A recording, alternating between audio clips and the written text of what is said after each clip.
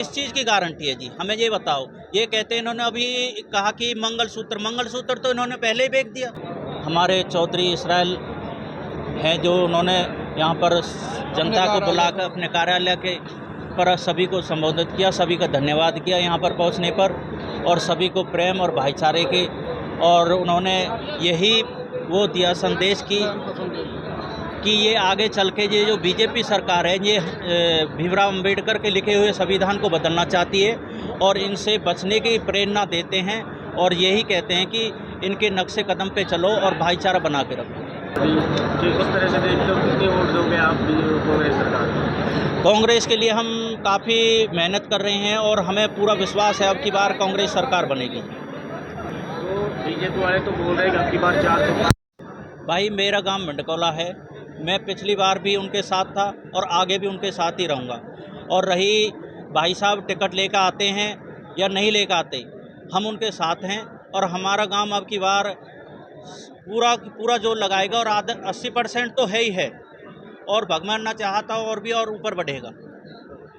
तो जन क्या कहते हैं, वो पिछली बार भी 75 बार नारा लगा रहे थे, 75 बार वो कहीं ढूंढे, और जब गांवों में फेरी के लिए एक कुर्सी बेचने वाला फेरी लगाता है, तो वो बोलता है कि 400 रुपये का जोड़ा है, और जब उनसे मोल भाव करते हैं तो 150 रुपये में दे जाता है। तो ये कोई ज़रूरी नहीं है ये 400 पार कर रहे हैं, ऐसा कुछ नहीं है। हमें तो ये दिख रहा कि ये 200 पे भी नहीं पहुँचेंगे। एक सवाल ये भी है, अगर इलेक्शन आने वाला है और इलेक्शन में किस चीज़ के लिए कांग्रेस वोट मांगेगी? जैसे कि बीजेपी सरकार कह रही है हमारी गारंटी की भी गारंटी है। इनकी किस चीज़ की गारंटी है जी, हमें ये बताओ। ये कहते हैं, इन्होंने अभी कहा कि मंगलसूत्र तो इन्होंने पहले ही बेच दिया। कांग्रेस सरकार टाइम में 2014 में सोना 28-29 हज़ार हुआ करता था, आज 75,000 पार पहुंच गया। तो इन्होंने मंगलसूत्र भी छीन लिया। ये कहते हैं ये मंगलसूत्र तो यही छीन रहे हैं, और ये किस चीज़ का विकास कर रहे हैं? कहाँ विकास हुआ बताओ, आप बताओ तो सही। यहाँ विकास हुआ, कांग्रेस सरकार ने सबको साथ लेकर चली थी, सबका विकास सबका साथ, कांग्रेस का हाथ। ये नारा तो बीजेपी भी दे रहा है, सबका साथ सबका विकास, कि हमने हर क्षेत्र में समान विकास कराया है। नहीं, ये झूठ बोलते हैं। इन्होंने कहाँ विकास किया था? हमारी गारंटी है, आप देखो। ये हवा हवाई है इनकी कोई बातें कहाँ। इन्होंने पुलवामा हमला किया था, उसकी अब तक भी कोई जांच नहीं हुई।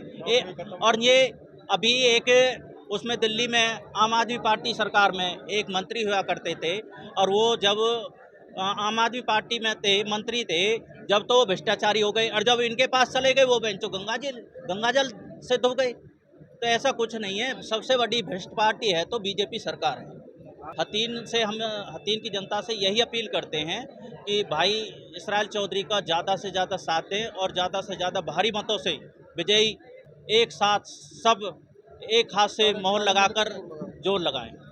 सरकार तो देखो ऐसा, बीजेपी पूरी तरह से फेल हो चुकी है। इनके सारा जो जुमला था पब्लिक समझ चुकी है, जनता जागरूक है। और ऐसा नहीं है कि इनका ना जहाँ पे इनके गुण गा रहे हैं वहाँ तो अच्छा है, जहाँ पे इनकी थोड़ी भी विरोध होता उस चीज़ को ये दिखाते ही नहीं है, विरोधी को ये सामने ही नहीं आने देते। तो भाई इनका तो जुमले चल रहे हैं, और जुमलों को पब्लिक चमन सूखी है। अब ऐसा नहीं है पहले वाला राग भाई आँख मीच के चल दिए एक के पीछे एक। अब पब्लिक जागरूक है। देखो ऐसा है कि हर आदमी कैंडिडेट और भी है, पर वो कैंडिडेट क्या है, वो कैंडिडेट खाली 4 दिन के है। चुनाव आया, पब्लिक के बीच गए, रोए जी के चल दिए। इनका क्या है कि धरातल पे भाई जमीनी लेवल पे है, जमीनी सतर पे रुके हुए हैं। लोगों की परेशानी, चाहे वो चुनाव लड़े हारे जीते वो कुछ भी हो, पर पूरे 5 साल पब्लिक के बीच रही, दुख में सुख में आना जाना हर चीज़ से पब्लिक की हर चीज़ की सुनवाई करते। तो और पब्लिक को क्या चाहिए, हम अपना जो सुख दुख में खड़ा हो जाए। सबसे पहले तो वो काम होना। मेरा गांव है भाई मंडोरी, हाँ जी, हतीन विधानसभा में ये गांव मंडोरी, कृष्ण भडाना मेरा नाम है। भाई वोटों की तो देखो ऐसा है कि वोट तो हम तो ये कहेंगे कि अब के चौधरी इसराइल बहुत भारी मतों से विजयी होंगे। विजय पिछली बार भी हुए, वो कुछ भी हुआ, वो किसी कारणों से, ये तो चलो ठीक है। बाकी अब के चौधरी इसराइल बहुत भारी मतों से विजयी होंगे, और हमारा जो है ना दिन प्रतिदिन जुड़ाव वाला वो सिस्टम वो हमारा बढ़ता जा रहा है। हमें किसी से ये नहीं है कि भाई कोई हमारी टक्कर पे, हम खुद जीतने के लिए खड़े होंगे, और चौधरी इसराइल साहब जीतेंगे इस बार। हाँ जी, इसमें जो हतीन से परवीन डागर है एमएलए, तो उनके बारे में, उनके काम के बारे में आप क्या कहना चाहेंगे? मेरा नाम महेश डागर है। मेरा गांव मंडकौला है। मैं परवीन डागर के गांव से ही बिलोंग करता हूं। परवीन डागर नाम के ही विधायक बनकर रह गए थे। जो यहां पर काम जनता भी जानती है कैसे हुए हैं। यहाँ पर जो नरेंद्र बिदूरी थे, उन्होंने किसी को कोई काम नहीं करने दिया। या ये हतीन है या होडल है या पलवल है, इन्होंने कृष्णपाल गुर्जर जी ने अपने कुछ नमूने चुनिंदे हुए लोग छोड़ रखे थे हर हलका में। वो उन्होंने विधायक की गरिमा ही नहीं समझने दी। विधायक क्या होता है, विधायकों को कोई काम ही नहीं करने दिए।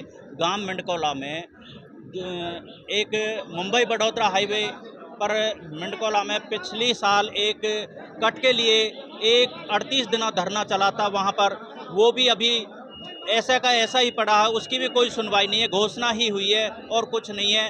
विधायक साहब तो शायद काम करते, पर इन्होंने कुछ नहीं करने दिया। ये जुमलेबाजी सरकार है और इसके जो ये कृष्णपाल है, ये कुछ नहीं है, ये एक माफिया बन चुका है। ये इन्होंने फरीदाबाद को बहुत ही ज़्यादा लूट खसोट मचा रखी है और इन पे कुछ नहीं है। इन्होंने शमशान घाटों की ज़मीन और किसानों के घर, उन पे भी लूट खसोट मचा रखी है। कृष्णपाल गुर्जर ने कुछ भी नहीं किया।